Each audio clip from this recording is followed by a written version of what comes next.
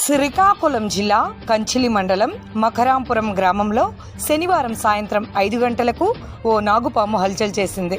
గ్రామానికి చెందిన తమరాల ప్రవీణ్ ఆవులశాలలో కోడి పొదుగు కోసం పెట్టిన గుడ్లను నాగుపాము మింగి కదలలేక ఇబ్బంది పడుతుంటే స్థానికులు గమనించి పాములు పట్టే బాలరాజుకు పిలిపించారు. ఆయన పామును చాకచక్యంగా పట్టి దానికి దాహార్తి తీర్చి సమీప అడవుల్లో విడిచిపెట్టారు.